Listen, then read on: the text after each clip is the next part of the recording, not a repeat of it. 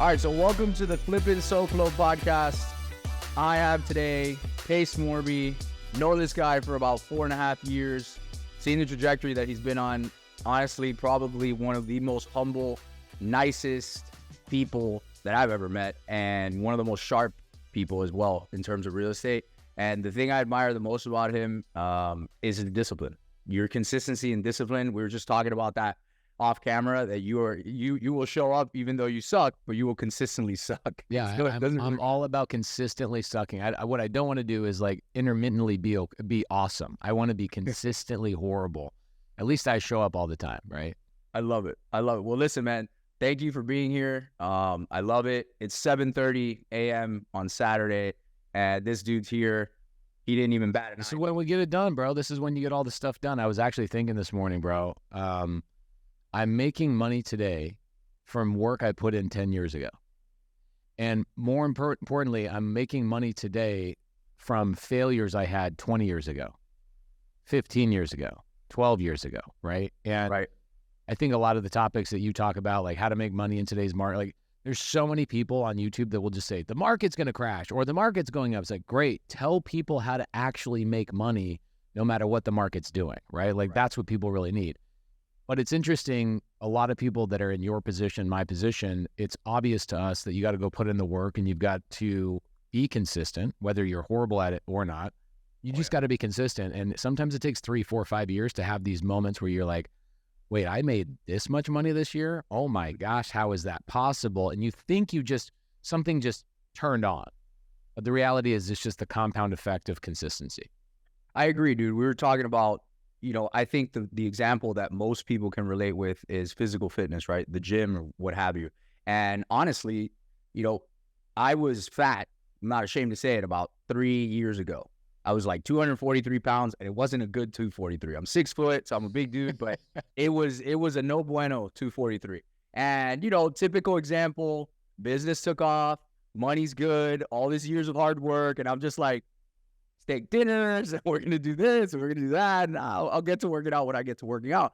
But it took me, no lie, about 18 months of 6 days a week with dialing in my macros and, the hormones and all that stuff that we were just talking about, and a lot of pain with a personal trainer to even get to where I started feeling like, hey, I look really good. I went from a size 38, 40 to a 34. And I was like, wow, that took a hell of a long time.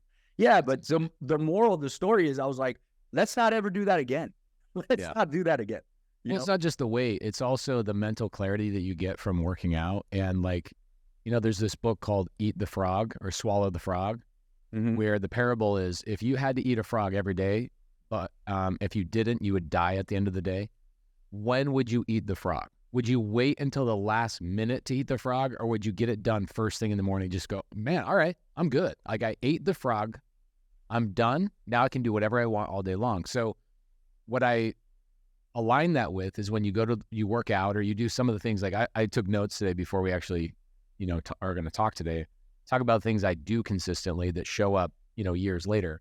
When you knock those things out first thing in the morning, one, the hard things that you are avoiding, they get done. You don't procrastinate anymore. And two, you feel so good the rest of the day that you actually have more creative ideas. You're more collaborative with people. Your self-esteem is through the roof. So you're more kind and friendly to other people. Everything in your life compounds in a positive way when you just get those things done. And, that 18 months of your journey of losing weight and getting your strength back was probably more mental than it was physical. 100%. And I mean, I think entrepreneurs as well, physical fitness, mental fitness translates directly into financial fitness is what I say. So I can't tell you how many times I meet a guy or a girl that looks good, feels good, and plays good, as Prime says, and it's really true. And it's not surprising that you see people aesthetically that they look good. And then you're like, well, turns out that guy's doing really well in his life, or that girl's doing really good in her life. Financially, whether it's real estate related or not, or could be a podcast, could be whatever. They're usually pretty good parents. They're usually pretty good husbands, wives, whatever, because they're showing up in every aspect of their life. And that's kind of their general mantra. Yeah, it's discipline, bro. Discipline. So speaking of discipline, let's So one of the things I want to do is obviously the first time you and I met was at Supergroup, which was a very long time ago. It feels like forever ago. Yeah, Supergroup. Scott Oots, good friend, awesome guy. Awesome dude. I love Oots. Oots, if you're listening, big kiss to you. So, by the way, before I forget, Mark Evans says, "What's up?" He told me. I love Mark Evans. Another person I've paid as a mentor. Yeah, probably 6 years ago, and I was in his little warehouse. I paid him $2,500 to do a social. He was basically doing a branding day for $2,500. Yep. And I met some of the coolest people in that event, like Donovan, Donnie Ruffin. I met a bunch of other people in that room that all ended up being like big players in the field years later. And so shout out to Mark Evans for creating a lot of badasses. Yeah, I just joined his mastermind. Yeah, I've been following Mark for a long time. Him and I have always had interactions, and he was finally like, "Dude, are you gonna do it or what?" And I'm like, "You know what? You're right. It's exactly what I need in my life." And it's good. I'm sure you would agree. It's good to get out of only real estate focused masterminds too. Like at some point, you need to go into different verticals, different worlds, because you're having different conversations, so you start to think differently. Yeah, to be honest with you, where I'm at, for people that don't know, they can go YouTube or Google and figure out where I'm at. But I've got $500 million in real estate. I've got 2,100 rentals, and I look at it and I go, I don't need more real estate help. You know what I'm saying? Like, the help I need today is not like, how do I go find a deal? It's not how do I track my KPIs? It's not how do I go and manage properties and do refinances and extract capital from houses, cash, tax free. It's not any of that stuff. I haven't needed help with that really for 3 years. Maybe 4 years. But what I really need is to learn how to be a better leader. And I find that the best mastermind that I go to, I pay $100,000 to go to a mastermind yearly. And the people in that mastermind, the filter is if you're not making $5 million a year or more, you're not allowed to, you don't even get invited. I go to that mastermind, there's like 2 real estate people and then 100 different, different niches of businesses, like everything you can imagine. I sit in that and I go, wow, I just learned everything I wish I'd learned 5 years ago when I was going through my real estate journey. And so one of my big fallacies is I did only real estate masterminds, ran real estate masterminds, and I stayed in that niche, but I was missing out on all the leadership and company building and how to set up a company to sell it at some point and all of these aspects that make people $100 million or $200 million and that kind of stuff. So, you're right. It's great. And what I love about Mark Evans is he talks a lot about things that are not real estate related. Obviously, he's a real estate guy at heart, but he does talk a lot about things that are not real estate related, which is nice to, be a part of a mastermind like that. Yeah, I agree. So look, speaking of that, I highly doubt most people won't know you, especially my followers. But for anyone who doesn't know, let's go back to a little bit of just lightly touch on your beginning, because a lot of people can find it on a lot of different interviews. I want to dive deeper into like your mindset and discipline, what's gotten you here and what keeps you going. Because as you know, getting there is actually easier than staying there. Yeah. That's a really good point, because there's new challenges, new issues, new problems, like I have a separation of a partnership going on right now. That's a partner that I've been with for a long time. And that's literally something that happened 3 days ago. That was just this come to Jesus meeting that you think everything 2 years ago, 3 years ago, 4 years ago, everything's going to be hunky-dory, peachy, amazing. The way you built it, you built this perfect machine, and then you get to a point where you're like, man, you're not going the same direction I want to go. And if I don't change this and we don't have a hard conversation, we're going to keep putting this off for another year. Well, guess what? I didn't put it up for a year. I put it off for 2. And then I finally had that conversation on Thursday. So there's things today that I'm dealing with that I had no idea I was going to have to be dealing with 10 years ago, right? So my journey came from a family of 12 kids. Most important thing I ever learned was hard work and to love hard work. I love working hard. It's like people go, you're crazy, you're nonstop. I'm like, what else are y'all doing? Like, I don't know what anybody else, I don't feel like I'm working that hard. Even when I'm putting in 14, 16-hour days, I've figured out how to integrate my wife and my kids and everything into all my life. My CPA says to me, the only thing you don't write off, which means everything in my life, expenses, even groceries, lingerie for my wife, literally everything is a write-off because of the way that I've structured my life. Why are my groceries a write-off? Because my wife is my business partner in one of my businesses. So our food and our meals that we share together is a write-off. Why is my wife's lingerie part of a write-off as well, because I've structured my wife to be on my TV show. So all clothes that I buy, a piece of apparel I buy for her is a wardrobe write-off. Like literally everything in my life is integrated into work because I love it so much. Yeah. Some people go, oh, you need time off. Bro, time off? I'm living in my time off right now, and I'll tell you why. Right. Learned work ethic, but sadly I learned another thing from my father, which was to trade my time for money, and I learned how to be a contractor. And I started a construction business when I was young, 22, 23. Never was a job person. I could never stay at a job. I worked at GoDaddy when I was in my early 20s for like 3 weeks, and I was just like, y'all are crazy to be like sitting in the same seat all the time. I just can't do this. Mm-hmm. I'm allergic to a job. So I build this construction company. I very quickly realized I'm never going to escape this, even though I'm making, really, really good money. My first $1 million take home was in 2013. So 10 years ago. And that was my construction business. That was also the same year I made my step into real estate. And what I was doing as a contractor is I would work for Open Door, OfferPad, Zillow. A lot of the big hedge funds would hire me to do all their turns. So they'd buy a property, I'd do the carpet paint, and I had a crew of like 250 people, and I was in 3 or 4 different states. So I was making good money, right? Really? Going crazy. Some days, literally, there's a couple days a week sometimes that I wouldn't sleep, and then I'd have to catch up, and I'd just learning all the lessons. One day, I had a lady that was a client of mine. I was flipping houses for her. I was her contractor, and I would use my crews to flip her houses, right? And she comes to me, and very, very short story, she gets me my first deal. She comes to me and she says, you're an idiot. Being a contractor is a job. You're a slave to my business. You don't own anything. If the construction world shuts off or regulation happens, or let's say I don't hire you. And then she stops. She goes, actually, let me tell you something. You are literally a simple Google search away from me just replacing you with a different contractor. Like, you are not that special. Yeah. That's a light bulb. It's a light bulb. It was a punch in the face. And then she also told me, I go, so what should I do? Like, become a real estate agent? She's like, real estate agents are the most replaceable human beings on planet Earth. Like, why would you be an agent? I was like, I don't know how to get into real estate. This was literally 11 years ago. And, I'm touching all this real estate. I'm renovating all this real estate. So I know everything about properties and permits and architecture and all this kind of stuff. I'm the best of the best at that. Mm-hmm. But I didn't know where money came from. I didn't know where deals came from. I just knew that I was doing a lot of construction for a lot of people, doing a lot of deals. And I was like, I kind of felt like I was JVing with them, joint venturing. And I kind of convinced myself and lied to myself that I was also in real estate. So I just kept kicking the can down the road. And this lady, Bethany, bless her heart, she basically sits me on the back of my truck on the tailgate, says, pull open your damn phone. I'm going to show you how to send out mailers. And I'm like, I kept asking all these questions, and why, when, why? And she's like, shut up, you asshole. She called me an asshole.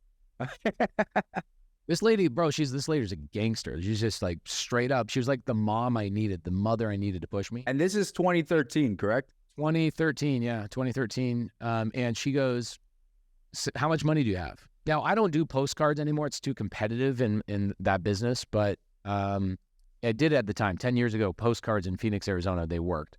Yeah. I spent $5,000 that month. I got 3 cash wholesale deals. I made $50,000.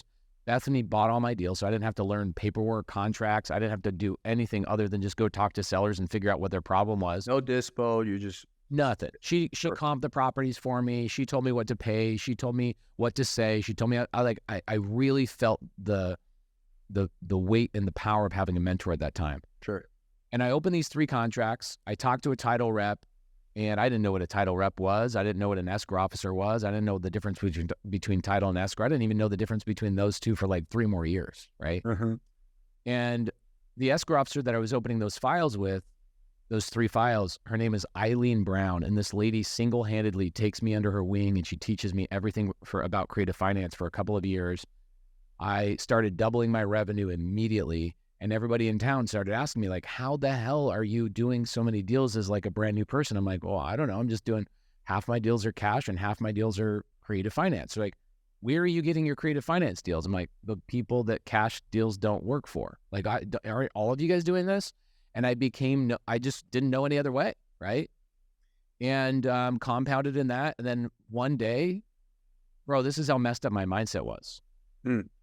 For 5 years, I kept my construction company while I was running my real estate business simultaneously. I was so addicted to having my construction company is like, I have my own business, but really what I was doing, Will, is I was actually putting my risk in somebody else's basket and like hoping that their fix and flip business would mitigate my risks. Wow. And I was just being a sissy. I was just being a sissy. I should have quit way earlier. So this is what happened. The universe comes to me and the universe says, hey, you know what I'm going to do? This is 5 years and 4 months ago. I'm going to get your biggest client to go belly up. And he's going to file bankruptcy to the tune of $16 million, and you're going to get a letter on the day your daughter's born. And so it was horrible. I had to sell. I was acquiring rentals, sub 2 and seller finance. I had 43 rentals at the time. I was building a house. I was doing all sorts of stuff. This guy single-handedly takes my construction company that he owed me millions of dollars on, files bankruptcy on me, and I just go, oh, that was a sign. The universe told me that I'm an idiot. Why the hell am I in construction? And so I called Jamil, you know Jamil Damjay, called Jamil, I go, sell all 43 of my rentals this week. I want you to dispo them to your cash buyers list. I'll sell them 80 cents on the dollar. I need the cash out of these deals. I'm going to go and pay all my guys and take care of business. And I'm going to shut my construction company down. I'm going to double down on real estate. So 5 years ago, like 64 months ago, I had no money and I had to start all the way over with just the understanding of creative finance. And I said, I'm not going to do cash deals anymore. I'm just going to go after creative finance deals. And since then, 60 months later, we've got 2,100 rentals in our portfolio, and $500 million later, I got a team and 9 companies with 600 employees between all of them. And, you know, combined, our businesses do like $120 to $130 million a year in revenue. It's crazy. Let me just be the first to say, so I met you, we're probably coming up on 5 years, honestly. I was going through I just didn't show it, but I was going through my rebuild phase at that time. I love it, dude. Look, and I got to say to anybody that's watching or listening to this right now, first of all, I appreciate you sharing that. Second of all, I resonate with you a lot because when you met me, I had a partner about a year ago and some change. We had a not so nice business divorce, not one, but I had to have 2 because there was 2 partners. So that sucked. That'll slow you down a little bit. And I really had to rebuild everything that we were building for 6 years, right? We scaled up to $7 million a year in wholesaling. Can I ask you a question about that? Go ahead. Here's the question, right? So like I had a partner that I now looking back, I blame myself for everything. It was 100% my fault. So do I. At the time, I blamed him. And here's why. He wasn't the right guy. He was horrible at what I brought him in to do. But guess what? I'm the one that brought him on. I'm the one that gave him the opportunity. I'm the one that put him on a pedestal. I'm the one that put these things in his lap, and I put him on the wrong seat on the bus. In fact, he shouldn't have been on the bus in the first place. So I now back in self-reflection look at it and go, I was horrible because I chose the wrong person, and I put this guy who did not have these skill sets in the wrong seat on the wrong bus. I wake up later, I'm more of a leader, and I realize, hey, it's all me. I got to point everything back on myself. So here's my question. So you look back on these partnerships, right? Year ago, you broke up with 2 partners. Do you now look at it and you go, if I was a better leader, we could have saved it? Or, hey, it was inevitable that there's no way I could have saved this. It was just, we were wanting 2 different things. If I was more mature, maybe I would have overcome this, better communication. If they were more mature, we had a great business. So what do you think it really was? It's a very simple answer. And I've been reflecting on this one for over a year. So I got a little bit more time than you on that one. It boils down to self-worth and self-value. I didn't have enough of it at the time that we founded the company. We were both broke and we rode that wave up. As a leader, of course, I could have been better. But looking back at that, the only way I could have salvaged that, which would have never worked for them, I mistaked a partner for what should have really been an employee. And they were not driving the companies as I was, and it sounds like you were. And I did wake up one day, and of course, I had my own personal faults and all that. And I was not a perfect partner either. I definitely could have been a better leader, but I was the CEO of the company since the beginning, the visionary, everything. It did fall on me. And the reality is I woke up one day and I was like, man, there's just no way this can continue, because now I'm harboring feelings of resentment. There's feelings of resentment on both sides. And I'm like, dude, you know what? It's going to suck. And I knew that, I think subconsciously, like, okay, this is never going to be clean. We had a bunch of rentals. We had 27 properties in the pipeline. I mean, it was messy, right?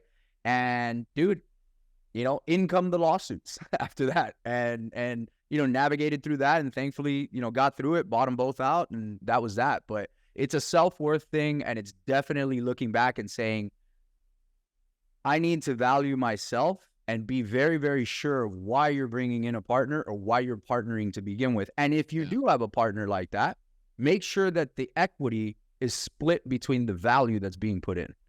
That's more importantly, what they bring to the table is in writing. So I'll tell you something interesting. So a very similar story. I have a partner that before I met him couldn't pay his rent, right? And I was already doing real estate successfully. I was already on podcasts. I was doing all the things.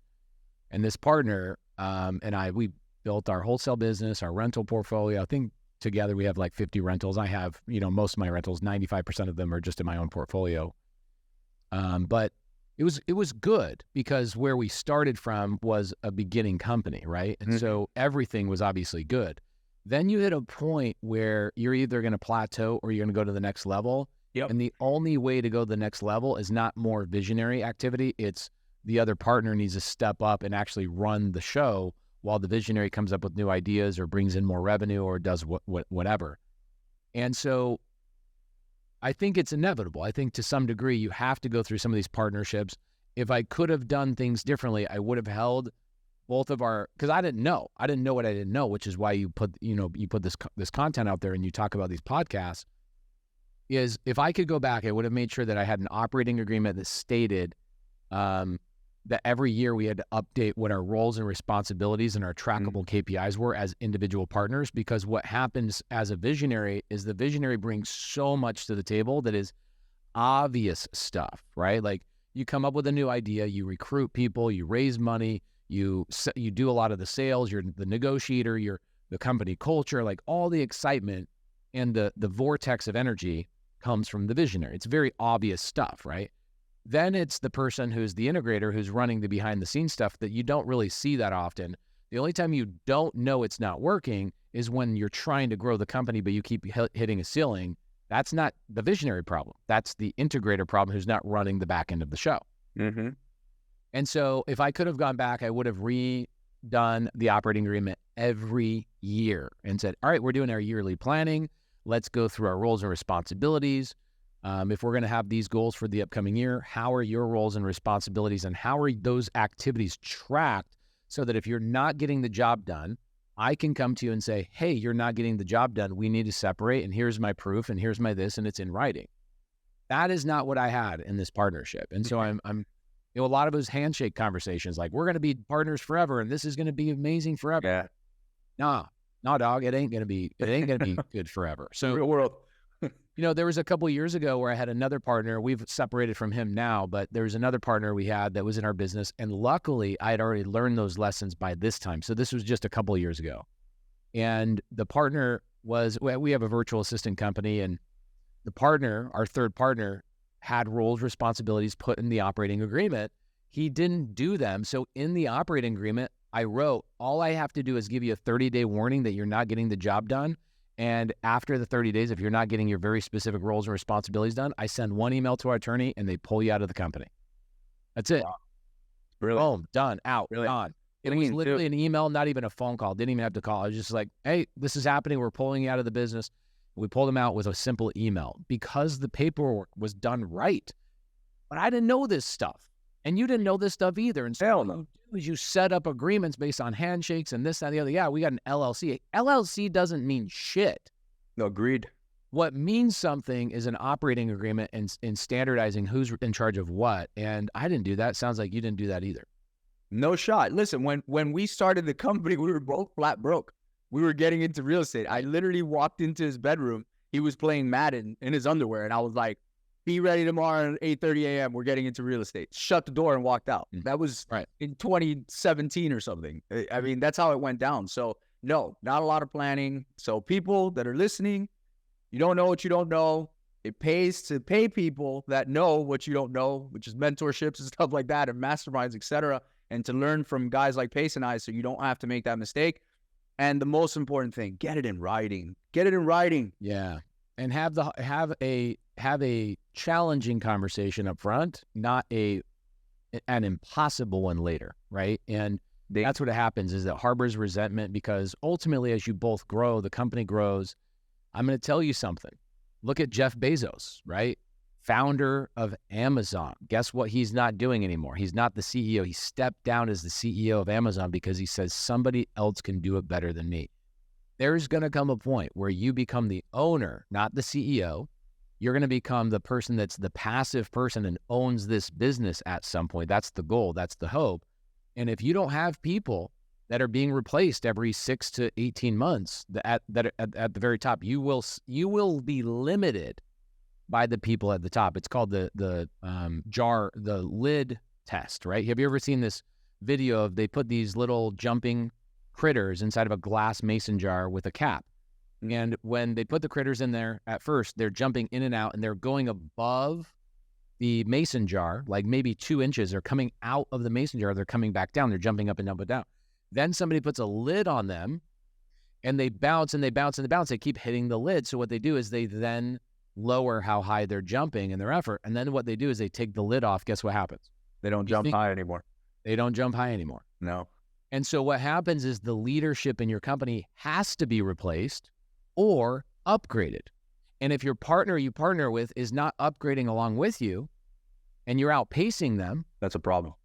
It's a major problem. And this is where the resentment comes from. And that's what happened to you a year and a half ago. You get to the point of resentment, like, bro, this is not fair to me. You're taking half of the money. I'm doing 78% of the work.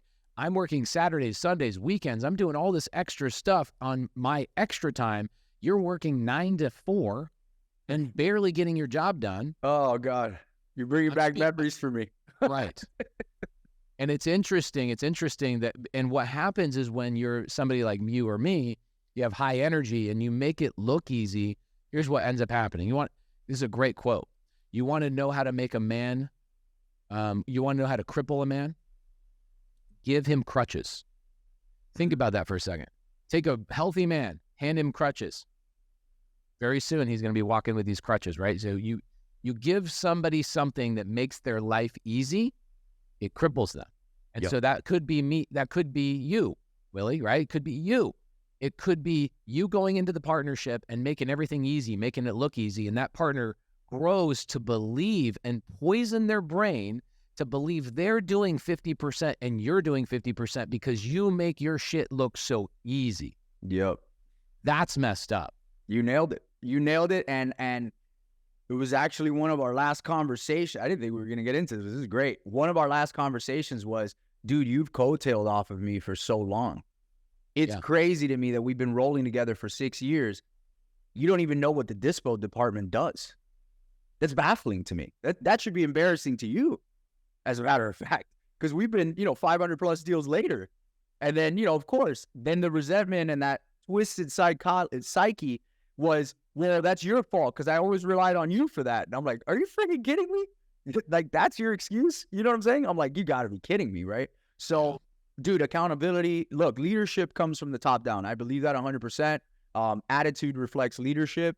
I've been a bad leader at times in my organization. And obviously, I'm sure you have too, right? We're all human. Oh, yeah. We've done it. But the idea is you learn from it, you move on, and you do have a realization, which it sounds like to me, you've already had that, where in your company, I've heard you talk about it on videos too, where you're like, there's somebody that can do this 10 times better than me. They're smarter than me and they're better than me. And that takes maturity as an entrepreneur. And honestly, it takes like a mentor, or it takes a mastermind to go to that somebody's already gone through and they go, dude, you are the problem in your biggest company, or you're the biggest problem in your company right now is your company can't grow because you have not personally developed to the person that you need to be, or you don't have the skill sets, nor will you ever have the skill sets that will take that company to the next level. You built it. It's yours. Step out. And somebody says to me, they go, does the owner of the Subway, like the whole company, do they come in and like serve the sandwiches? Absolutely not. I'm like, no, that sounds stupid. He's like, dude, the franchisees, the ones that own the individual franchisees or franchises, do they make the sandwiches? I'm like, I think in the beginning, they're like, yeah, but it doesn't make sense. Like the owners are not in there making the sandwiches. They buy the thing, they get the store going, they hire employees, and they create literally a freaking like conveyor belt of making money. Mm-hmm. And they're out and they're doing next thing. And so for me as a visionary, you get really good at business after being consistent. Consistently failing every day, you get really, really good at finding, spotting, and identifying new opportunities to make money. You bring those to partners that can't handle it because they can barely handle what you gave them 4 years ago, 5 years ago, whatever, and you just go, this isn't fair to me. Yeah. My self-worth is way higher than this. And I'll tell you right now, Will, the same thing for me. There were times when I started businesses from scratch with business partners, and you felt equal because the bank account was zero. Yeah. But then you wake up and you go, man, there's a couple $100,000 in that bank account, a couple $1 million in that bank account. We got this many rentals. We got this going on. We got this going on. And you go, literally 95% of the income that comes into this company has come from my efforts. Mm-hmm. And you go, this isn't fair. And you do have to understand that. And that self-worth that you talked about a little bit earlier. Now when people come and partner with me, they come to me and go, hey, I got an idea. I want to partner with you. I go, perfect.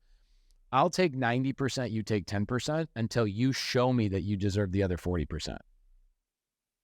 That's all. I wouldn't have known that. But that's, dude, it is true.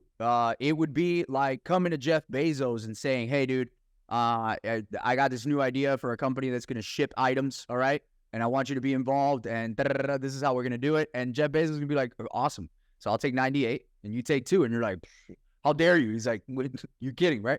Like, yeah, well, that's a good analogy. Think about this analogy. Jeff Bezos, in the very beginning of launching Amazon, right, gave up he gave up like 20% of the company for $1 million.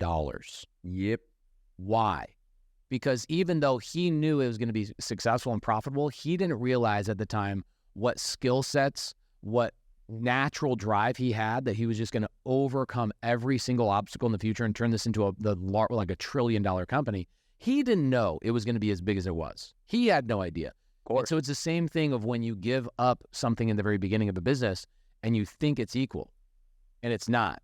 You just don't know. Like, same thing with you, bro. You didn't know that you were, for 4, 5, 6 years, you were going to be this behemoth that just overcame every single obstacle and just push your sales team, push your dispo team, push all these people every single day.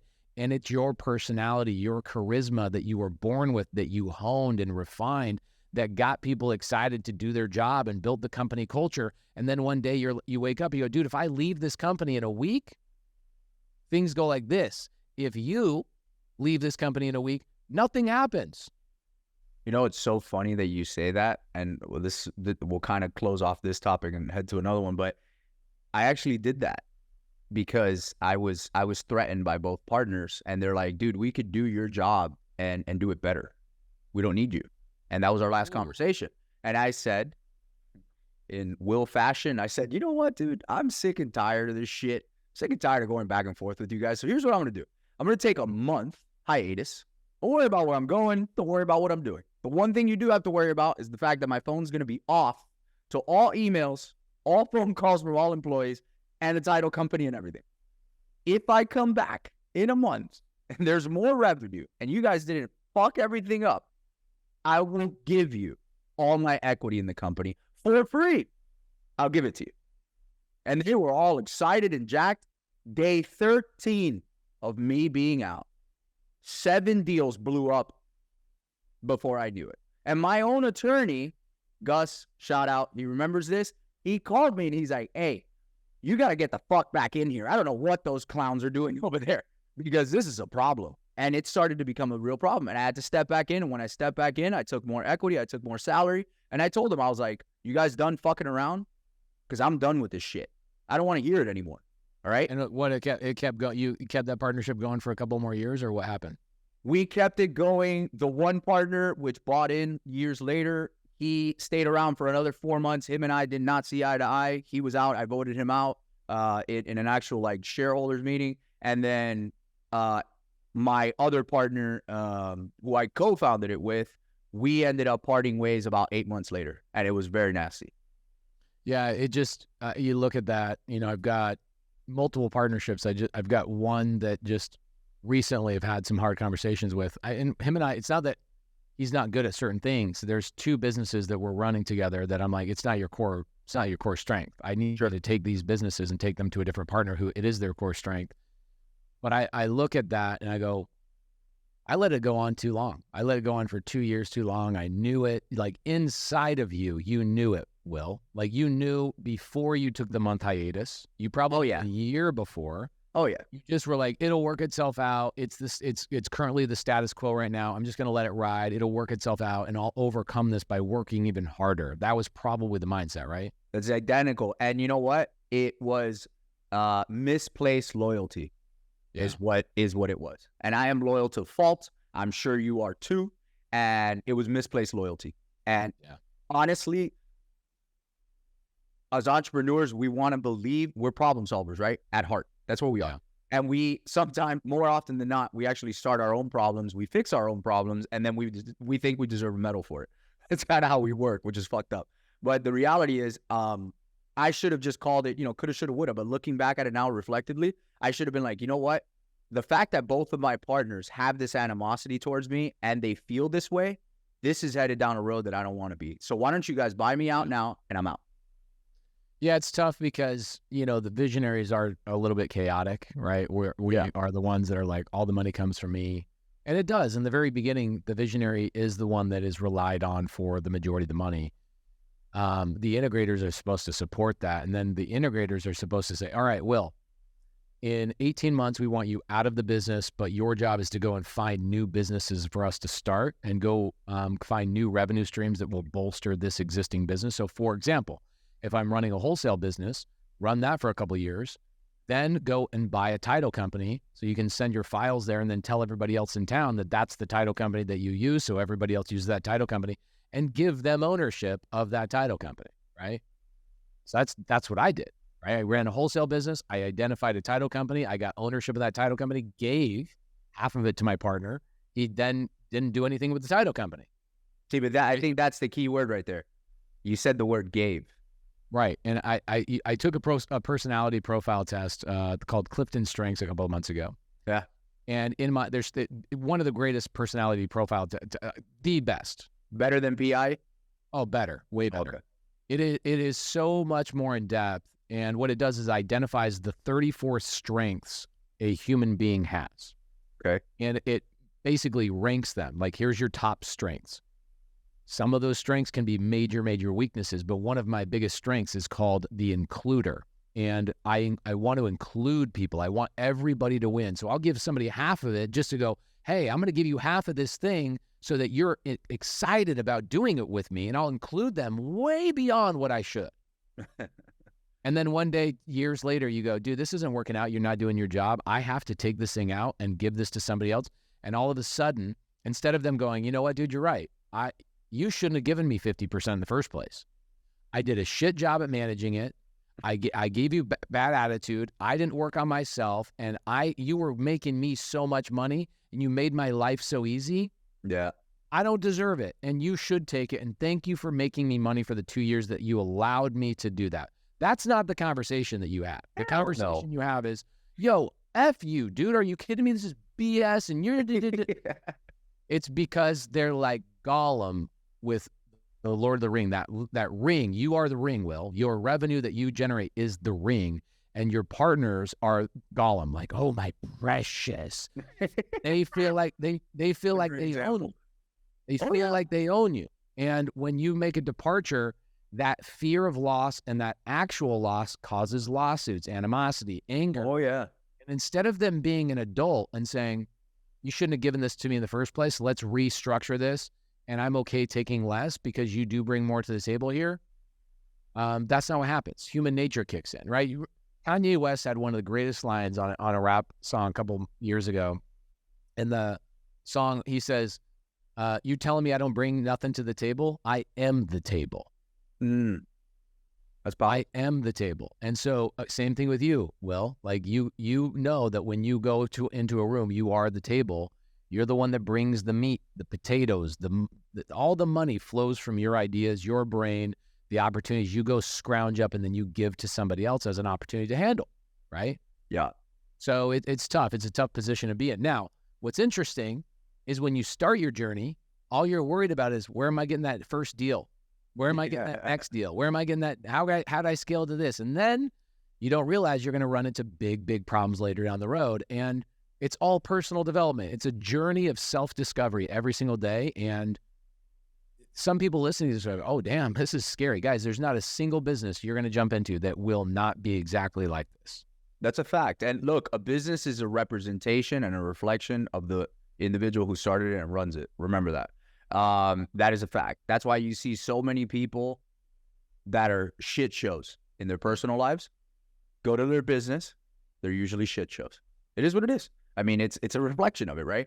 So, but I will say, man, like, the mindset that you need to have to and continue to develop that was a big fault. And I'm sure you've seen it. I know for a fact you've been pouring millions probably at this point into your personal development between mentorships and masterminds and partnership splits and deal splits and just things that you do to have people that are where you want to be or have what you want pour into you, right? Yeah. Like I just did it with Mark Evans.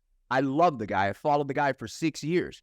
Now he's really pouring into me. Why? Number one, because I firmly believe I finally earned a position to be there. Number two, it's a mutual beneficial interest of it. But I'm also, I do believe that, and I'd love your take on this, but I do believe that when the student is ready, the teacher appears. Right. I do agree with that. I think the other thing is that when you are ready and you pay to be in a room, you show the teacher that you're ready by your actions, right? Because there's a lot of people in your DMs, so many people in my DMs, all these Mark Evan, you imagine what Mark Evan gets on a daily basis in DMs. Sure. Let me work for you for free. I will shine your shoes for free. I will do this for free. It's like, bro, if you haven't figured out how to bring value to a situation, I don't know how to filter whether you're serious or not. There was an interesting part of my life where I kind of went out of my way. This is probably about 7 years ago. I was in real estate and construction. So I'd get people that were DMing me, Pace, how are you doing these wholesale deals? How are you doing creative finance? And how are you doing so many sub-2 deals? I'll come work with you. I'll shadow you. I'll do whatever. I'll go to job sites with you. I'll pick up the thing. I'll do. It's like, all right, dope. Free labor? Why not? And dude, every single time it ended in absolute despair because these people have no actual like proof that they've ever done anything. So what's cool is you have earned a spot, and then you show Mark by cutting a check. I cut checks all the time for mentorship and masterminds. It's the best money I spend on a yearly basis. Yeah. And I'm showing the other person, yo, I'm here. I'm ready and I'm committed. And then that person goes, damn, you are committed. You're ready to go. I'm going to pour my time and energy into you, versus somebody that's just in some DMs or some YouTube comments that are like, hey, I wish I'll come work for you. I'll shine your shoes for free. It's like, bro, there is no filter there. They don't even let people into Costco without $99 a year. You know what I'm saying? Listen, man, those who pay attention. I love that expression. That's a fact. Anytime I've ever paid for something, I'm like this, sitting up at the room, like prim and proper. And I'm like, I'm ready to go, right? And when some people are given something or, hey, let me just throw you a bone, the dynamic, how human beings work, it doesn't work that way. It doesn't work that way. But let's talk about, all right, so you have $450 million AUMs, right? Assets under management pretty much right now. Correct me if I'm wrong, but 100% or very near 100% all through creative? Yeah, probably 98%, something like that. 98%. I mean, I just saw you bought a badass ranch in Montana. You know, I was just in Montana. My girl's from Montana, so I love Montana. But the discipline that you have, because, okay, I met you 5 years ago. I remember, and I don't even know if you remember this, but I remember this very well because weird things stick with me. And I remember at the end of that mastermind, everybody went to go party, typical mastermind shit, right? Went to go party, do the thing. This was in Miami. And you took off the next day at like 5 a.m. with Jamil. Yeah. And I remember this because I remember talking to you about that. And I was not in the same mindset at the time, obviously. And you're like, yeah. And I'm like, where are you guys going at 5 a.m.? And you're like, oh, no, we got a rental car. We're driving up to Orlando for a meetup that we're hosting at 9 a.m. Yes. You do remember that. And Yeah, I remember. Well, I remember all of that stuff. That was also the trip where, at the time, Jamil and I, we didn't. Nobody really knew us in a big way. Like in the real estate world, people knew who we were and whatnot, but we had been doing those meetups for 2 years prior to this. So I remember. if this was 5 years ago, roughly, that we'd been doing it for like 2 years prior. And we were just doing Pace and Jamil Do America. We would just fly on our own dime, go speak at RIAs, and we'd do these meetups. The meetup you're talking about, we ended up renting out a soccer field and a taco truck, and we had like 600 people show up to this thing. And we drive up there, and that was the trip where Jamil and I, we used to save money by just staying in the same hotel. We don't do that now, but we'd stay in the same hotel room. And homeboy, he takes weed gummies when he goes to bed at night. So he gets up in the middle of the night, comes back to bed, but he doesn't go to his bed. He comes to my bed, and he's butt naked, and he lays right on top of me. And I'm like, what the freak is going on? I go, all right, dude, we're not sharing beds anymore. That was literally the next day after you saw us take off at 5 a.m. That's hilarious, bro. Yeah. Look, dude, the moral that I'm trying to piece together here is that the Pace that you see today and, all the things that he does and, one of the things I admire most from you, right? I always say somebody's always watching. And, I'm a 5 a.m. guy. All right. I'm not saying 5 a.m. is, there's guys like you that get up at 3 or 4 or whatever. I'm a 5 a.m. guy, dude. I get up. I have my affirmations. I go to the gym. I'm in the office right after. Like, I go all the way to 8, 9 o'clock at night. That's just who I am. It seems like you're the same way, right? But I admire the fact that I get up. You're 2 hours ahead of me. And you're already up. And I'm like, God damn it. This mother. And I'm just like, all right, well, you know what? There's 2 ways that you can take that. You could either take that as, oh, I don't like this guy. This is making me uncomfortable, which is what most people do. Or you can take that as, you know what? This is a dude I need to be closer to. I need to have proximity because he's leveling me up. And that's the way that I encourage anyone who's watching this to take things like that. And if there's always somebody that you can watch and his consistency is not trying to blow sunshine up your ass, but it's really true because even 5 years ago, I remember you're like, yeah, dude, we can't go out tonight because we got to jet out of here to go do a meetup in Orlando. And I remember you going around 200 plus days out of the year or whatever it was. And this dude put up work for 3-4 years. And dude, at that time, I think, if I'm not mistaken, I think you had like 40,000 followers or something. It was something like 5 years ago, probably 40,000. 7 years ago, I had 3,000. And was nobody. I was a nobody. And still in my mind, I'm like, I'm still a nobody. I'm still a dude that's just grinding it out, trying to figure it out. Like I take notes in the morning of like, what are the things I failed at yesterday and what did I learn from it? And I take all these notes and I'm not working all the time, but I am working all day. And what I mean by that is like this morning, I'm up at 3. I don't want to be. I don't want to be. Yeah, touch on that. I don't want to be, but when you also have family values, you want to have children, you want to have a wife and spend good time with them. A lot of people will make the excuse of, I don't have enough time. And I go, okay, well, here's the thing. I could complain my whole life and say I don't have enough time, or I could complain my whole life and say I'm a little bit tired throughout the day. And guess what? I choose to just be a little bit tired. I sleep less and it sucks. And I've trained my body to need a little bit less sleep than the average person. Most people are like 8, 9 hours. I'm like, if I could get 5.5 hours, I'm solid. Like go to bed at 9:30, wake up at 3. I'm good. I can operate and I can do that for 6, 7 days in a row. Sometimes I'll catch up and get a full 8 hours sleep. But I just choose to be a little bit nauseous throughout the day, okay? And I do that because it's the only time that I can research, I can read, I can answer my Slack messages. For some of you guys that don't have massive teams, you might not have a Slack. Slack is a better tool than email and all that kind of stuff. It kills my text messages and my email. Slack's great. Yeah. And so I answer Slack messages, I research what other people are doing, I get inspired, and then boom, 5 o'clock, I'll get one of my daughters wakes up and I'll hang out with her from 5 to like 5:45 while mom's sleeping. And then mom wakes up at 6. I pass the girl back. I get back into a thing. I start talking to my bookkeeper on East Coast time because she's in Florida. And, you're integrating your life, but you're finding places that you can get the important things done. Every day as the man of my household, if I'm not improving myself 2-3 hours a day, then I'm robbing my children and my wife of their future. And so we all know that. And I only, sadly, can figure out how to do that early in the morning. And even today, it's Saturday. I did this thing. I was like, all right, I'm going to give away a Prius this week. So I gave away a Toyota Prius to a guy that doesn't have a car. And tonight I'm like, you know what? I'm going to do a random taco I'm going to get a random taco truck, and I'm going to get as many people in Phoenix, Arizona to come out to this thing, and I'm going to roll up in this Toyota Prius and make this guy's day, you know? And it's like, that's a Saturday for me. Like, I don't know what else anybody else is doing on a Saturday, but that's what I'm doing. I'm like, hey, if I'm going to go shoot guns, I'm shooting guns with people I'm doing deals with. If I'm going to go play golf, I'm going to go play golf with people I'm doing deals with or with my family. So everything is integrated in my life because here's why.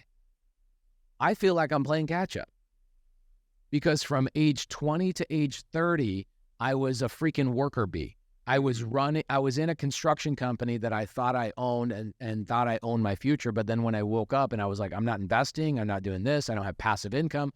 I feel like I'm playing catch up to a bad mindset that I had in 20 to maybe age 20 to 31, probably around there. And that's it. I just feel like I'm playing catch up. And so other people are like, they're just complacent, they're comfort. I am not. Most people are addicted to comfort. I'm addicted to growth because I know what comfort feels like and I know how it shows up. And so do you, Will. Like you talked about losing all that weight. That's because you got comfortable. Money hit your bank account. Let's go get the nice steak dinners with the truffle butter and the this and the wine and the I've done it too. Believe me, I've been there. And you get comfortable and you're like, isn't this what I was supposed to be doing with my life? Like wasn't I supposed to hit a point and then I relax? Then when you do that, which you and I have both done, and you do it for a long enough time, you go, oh shit, that's actually the trap. Yeah. You have to do is figure out what works for you and what doesn't work for you. So some of you guys are like, I don't have time. No, you're a bitch. You do have time. Agree. I told this guy, there was this guy DMing me one day. He's like, you're so full of shit. Not everybody has the same amount of time as you because you don't have a job and you don't have a this. And I was like, all right, I will bet you $10,000 that if I fly to you and I shadow you for a week and I got my notepad, okay, I got my pen and I just sit there silently and I watch you for a week, I can guarantee you I can find 20 to 30 inefficient hours that you have on a weekly basis, and I probably could find that in 3 days. Facts. I don't need a week. And he actually said, you're right. You're right.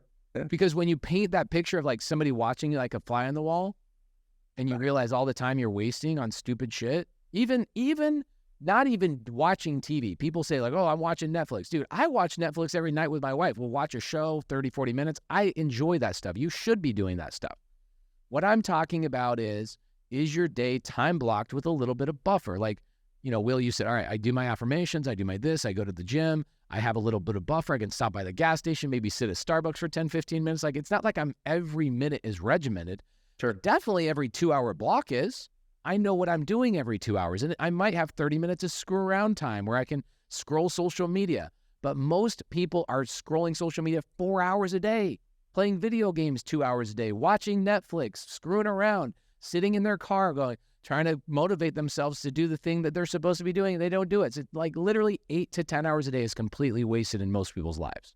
Agreed 100%, man. And then they you know, I'm sure you've had a lot of people. There's a lot of people in my life that I'm very quick at cutting people out of my life. Like if you're not depositing into my life, you're out. It will not last very long. And a lot of people look at me, especially in South Florida, they're like, oh, Willie's kind of a dick sometimes. He comes off kind of shrewd sometimes. He's kind of blunt. And I'm like, first of all, the person who's saying that has nothing I want. Right. Nothing I want. Nothing. Well, the thing is, it goes back to self-esteem. You know, through trial and error, you know what you bring to the table. Facts. And so when people get around you because you bring value, and it's not even a question, it's like, how am I going to benefit everybody around me? Well, I'm going to make everybody money. We're going to do deals together. They're going to feel my energy. They're going to be motivated. They're going to go make money. Like, I'll give you a good example. I have a videographer that works for my media team. And shout out Eric. I love you. This is a good story. Eric worked as a bartender for 11 and a half years before I meet him. Oh, it's grueling. 11. Yeah, but bro, he didn't know anything else. Of course. And he's like, I'm making $6,000 a year or $6,000 a month. I'm doing good. I work night shifts so I can do what I want to do during the day. And that was like the perfect life for him, right? Mm-hmm. So he does photography on the side as like a little side hustle type of thing. You know, he's probably making $1,000 a month doing that. And he's set. He's like, I'm making $85,000 a year. My wife is making $40,000, $50,000 a year. We're making $150,000 a year. We're doing great. Chilling. chilling. We're better than most people. It's like, bro, you better be. Most people suck, right? So I get a hold of him through a referral. I see his work. He came over and did a TV. We were doing a Dawn dish soap commercial for TV. And he came over and he did like behind the scenes photography. I'm like, dude, your work is amazing. Can I hire you? What do you do? Oh, I'm a bartender. You can't hire me. I'm like, I'm offering you an opportunity that will probably pay you the same, if not more. And he goes, yeah, but like, I've been there. I'm used to it. Like that was his mindset. So I said, do me a favor. I'm going to change your life because I know everybody that comes in contact with me, just because the energy I get off and the opportunity I'm going out and finding, you will change just by being next to me. I promise you that. And this goes for you. This is why I'm drawing this parallels, because it goes for you too, which is Eric goes, all right, well, can we like ease into it? I go, yeah, I'll give you 30 days. All you do is work for me 3 hours a day. And if you like working with me for 3 hours a day, bro, this is literally 25 months ago. Okay. He goes, all right. So we did a 30-day test. 2 weeks into the 30-day test, he's like, bro, you've opened my mind to things I didn't even know existed. Right. I'm going to quit my job. I go, no. Don't quit your job. Let's keep the 30 days up. 3 days later, he goes, I can't go back there. And I'm like, isn't that interesting? I want you to remember this. You worked there for 11 and a half years. And because you met me and in less than 2 weeks, you could not stand what you were dealing with. And there's a saying that I love. And the saying is, once a man's mind is opened up to new possibilities and stretched by new ideas, it can never go back to the way it was before. Once you know a new way of making money is a thing and a new way of life is a thing, you're like, oh, no way. There's no way I'm going back there. So fast forward 2 years later, okay?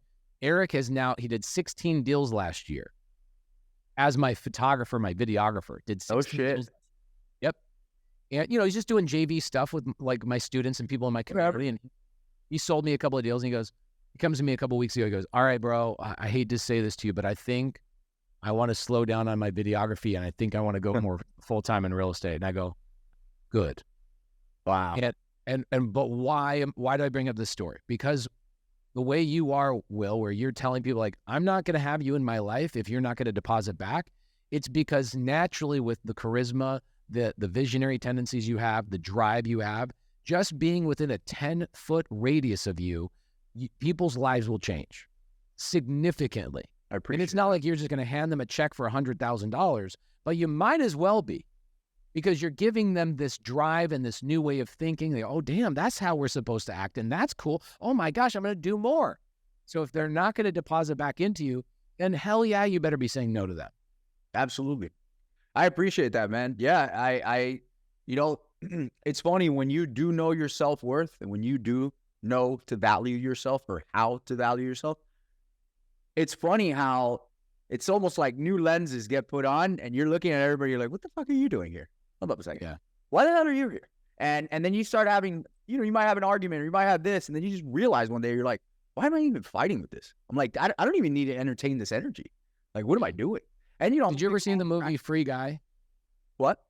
Did you ever see the movie Free Guy with Ryan Reynolds?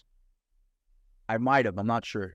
Okay, so there's a scene in the movie where he's a character in a video game. Yeah. I do. Yeah. And he gets those the sunglasses and he puts them on, and all of a sudden he sees the world as it really is. Yeah.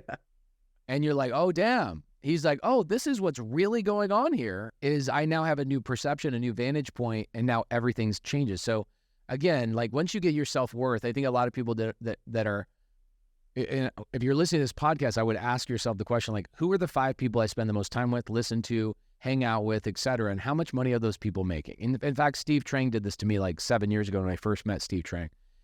And he goes, who are the people you hang out with the most? Yeah, he's great. Good old Steve. And he says, add them up. Take the 5 people. I was like, all right. I add them all up. And he goes, divide it by 5 and tell me how much money. He goes, add those people's income up. How much are they making? And I go, I don't know how much he makes. I don't know how much he makes. He's like, don't you think that's a problem that you don't have an idea of how much your best friends are making? Like, isn't that what a pack of wolves should be talking about? Yeah.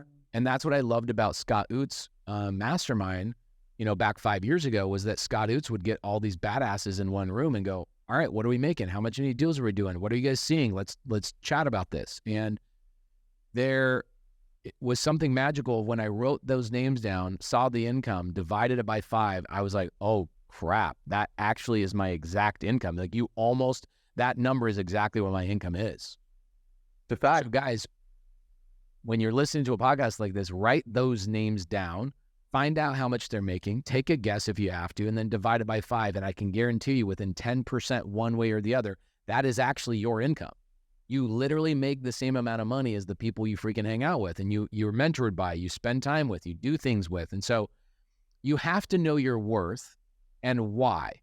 It's because you will then give yourself permission to leave a group of friends that's not doing value to you or your family because you know what you bring to the table. But if you don't know your self-worth, you're going to have to go through the bullshit that Will and I had to go through 6, 7, 8 years to wake up and go, oh, I got a different set of glasses on now.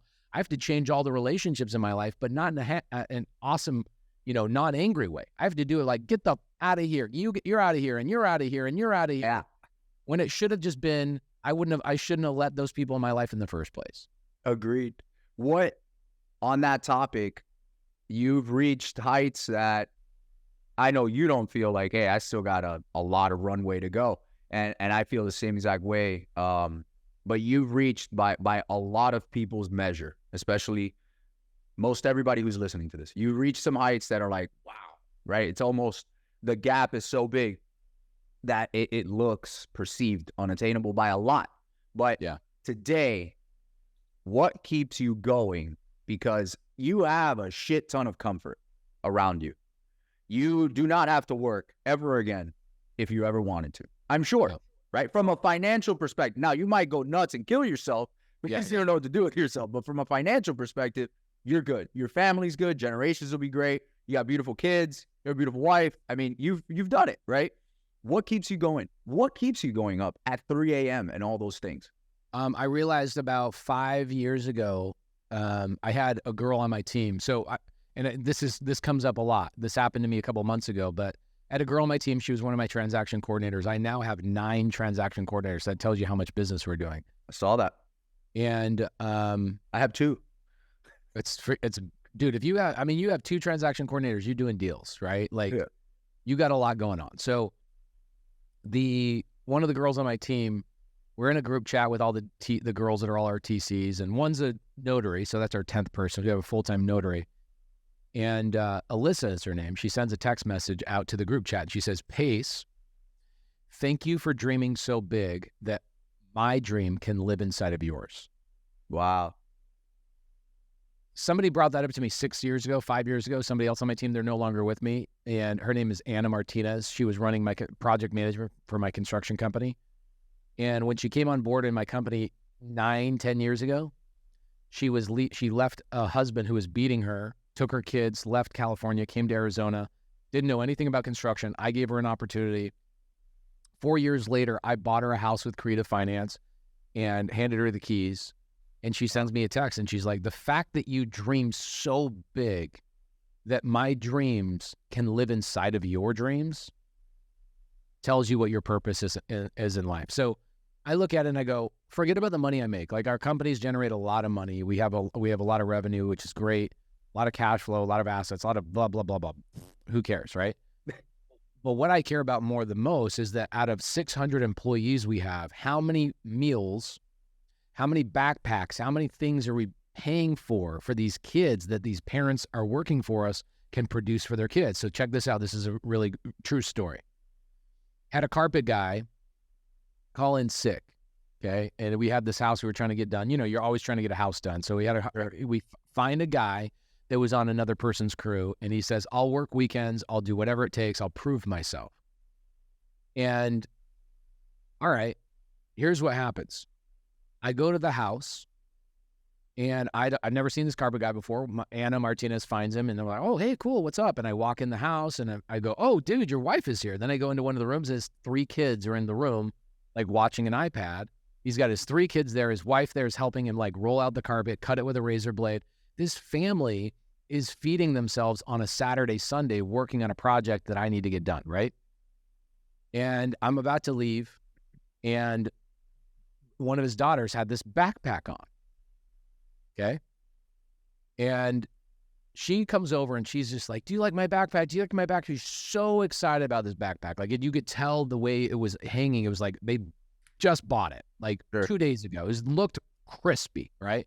Hadn't been worn in. The creases were still in it from like the box it came in, all that kind of stuff.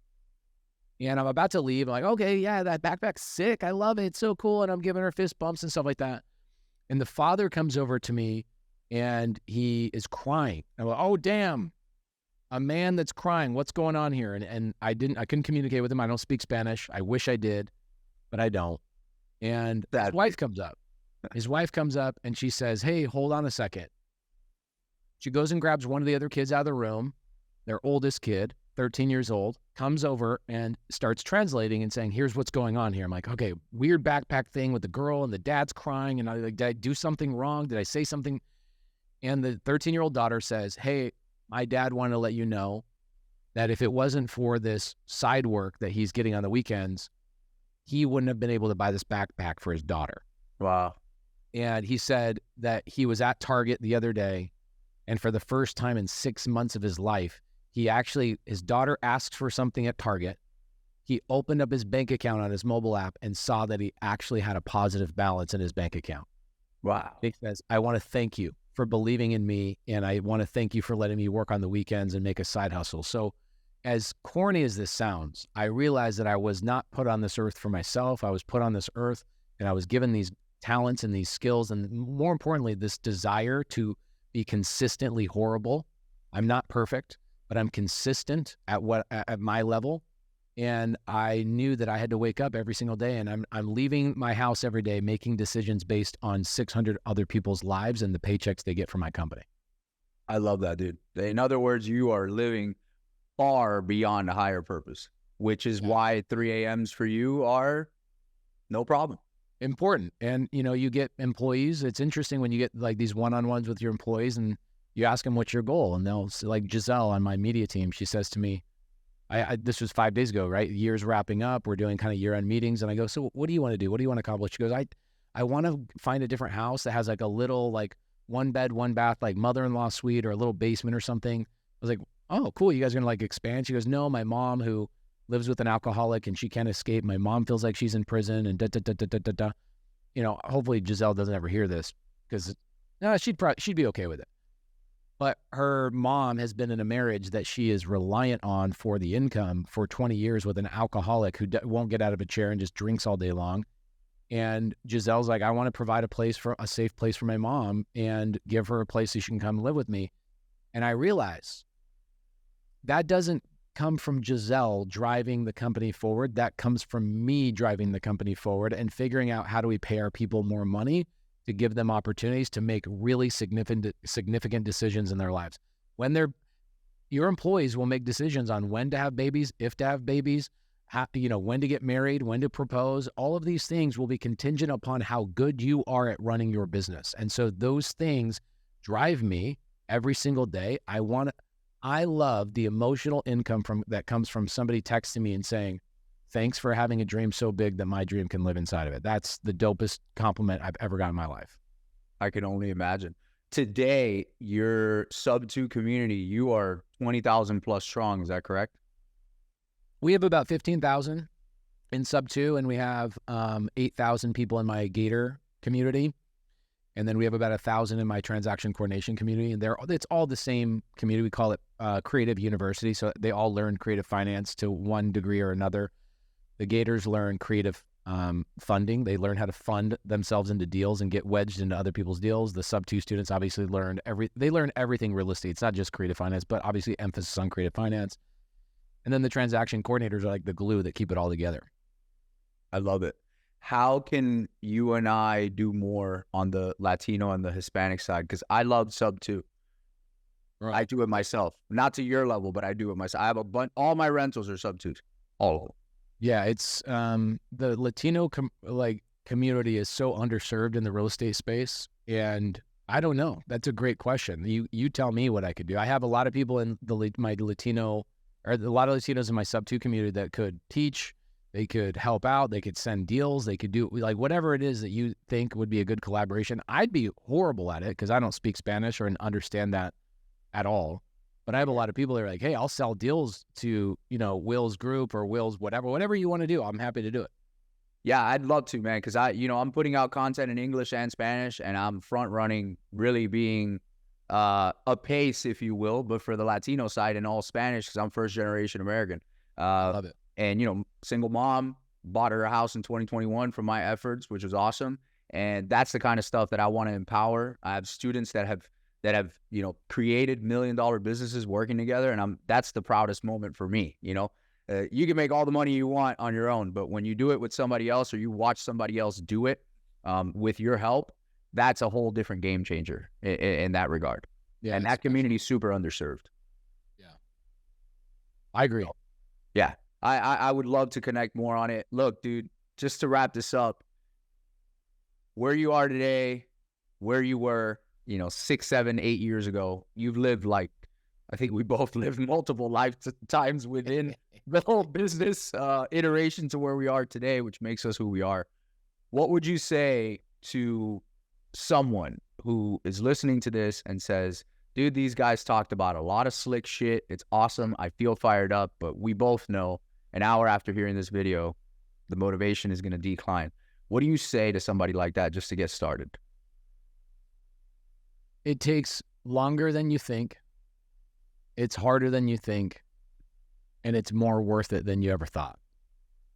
And the person that you become is actually the financial freedom you're looking for. And a lot of people are like, oh, Pace is rich and this, that, and the other, and they got rentals, and Will's talking about his rentals and his team, and that's not the glory, and that's not the financial freedom. Here's what I consider financial freedom.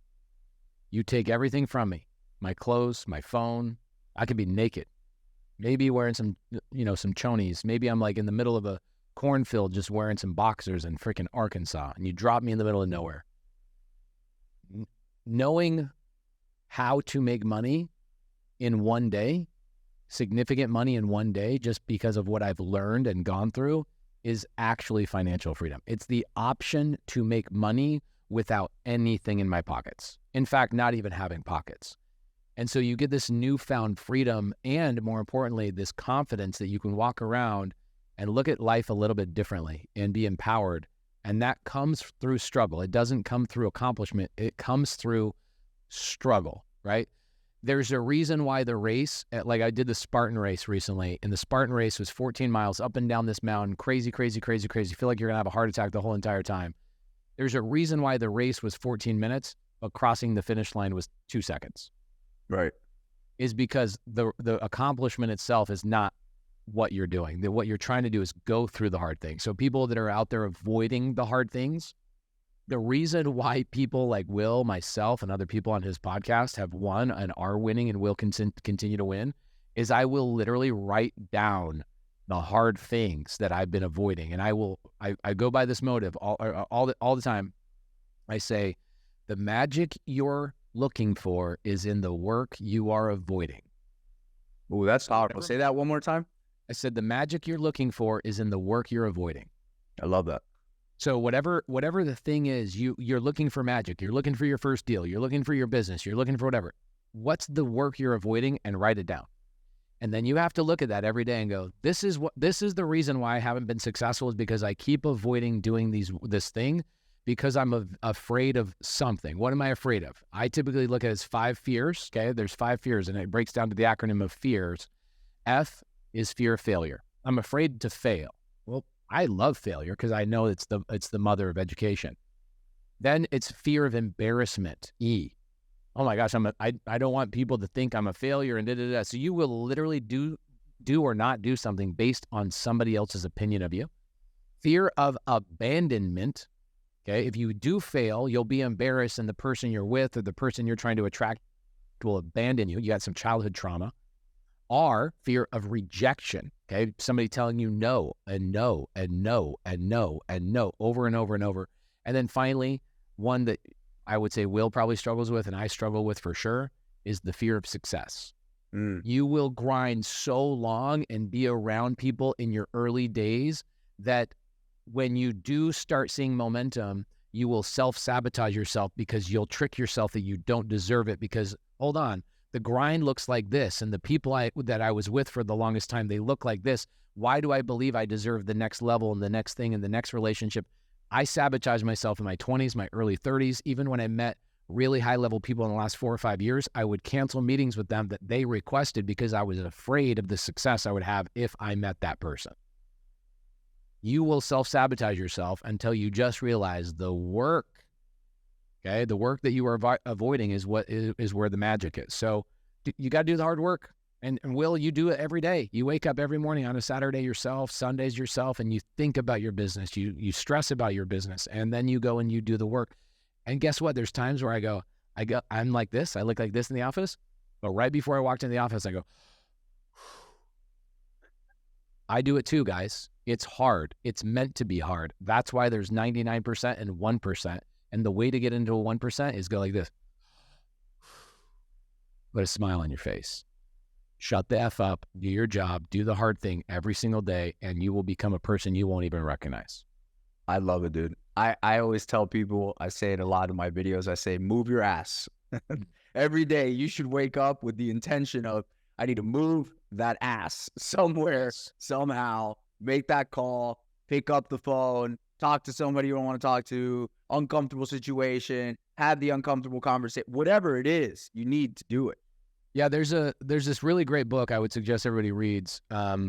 It is 38 letters that John D. Rockefeller wrote to his son. These are personal letters. Nobody thought they were ever going to come out. So the grammar is a little bit horrible, but this guy was worth, in today's dollars, $500 billion. Today, he'd still be one of the richest. Nobody's ever amassed the wealth that this guy's ever amassed. It's insanity, okay?